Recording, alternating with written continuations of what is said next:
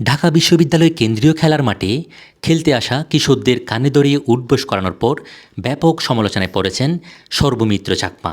সমালোচনার পর দায় স্বীকার করে আজ পদত্যাগের ঘোষণা দিলেন ডাকসুর কার্যনির্বাহী সদস্য সর্বমিত্র চাকমা।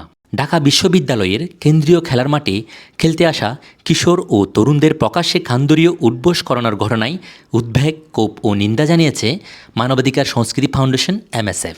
সংগঠনটি বলছে, প্রকাশ্যে কান ধরিয়ে উঠবোস করানো মধ্যযুগীয় শাস্তির একটি রূপ, যা সংবিধান ও আন্তর্জাতিক মানবাধিকার মানদণ্ডের সরাসরি লঙ্ঘন। এদিকে সর্বমিত্র চাকমা জানিয়েছেন, ঢাকা বিশ্ববিদ্যালয়ের শারীরিক শিক্ষা কেন্দ্রের মাঠটি শুধু বিশ্ববিদ্যালয়ের শিক্ষার্থীদের জন্য।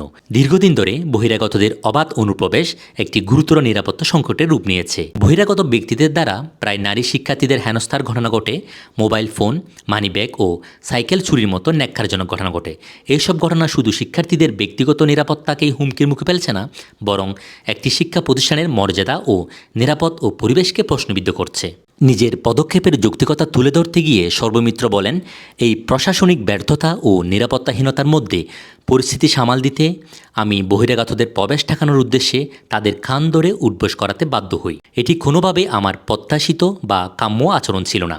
আমি স্বীকার করছি, এভাবে কাউকে শাস্তি দেওয়া আমার উচিত হয়নি এবং এই ঘটনার জন্য আমি নিঃশর্তভাবে ক্ষমা প্রার্থনা করছি। এরপর পদত্যাগের ঘোষণায় সর্বমিত্র জানান, একই সাথে ডাকসুর কার্যনির্বাহী সদস্য পদ হতে পদত্যাগের সিদ্ধান্ত নিয়েছি। এই সিদ্ধান্ত আমার ব্যক্তিগত সিদ্ধান্ত, কারো প্রতি ক্রুদ্ধ বা অভিমানবশত নয়। আমি মনে করি শিক্ষার্থীরা যে প্রত্যাশা নিয়ে আমাকে প্রতিনিধি হিসেবে বেছে নিয়েছেন, আমি সেই প্রত্যাশা পূরণ করতে সক্ষম হইনি। প্রশাসনের অসহযোগিতা এবং ব্যর্থতার দায় মাথায় নিয়ে আমি পদত্যাগের সিদ্ধান্ত নিয়েছি। সর্বমিত্র চাকমার এই সিদ্ধান্তকে আপনি কিভাবে দেখছেন আমাদের কমেন্টে জানাতে পারেন।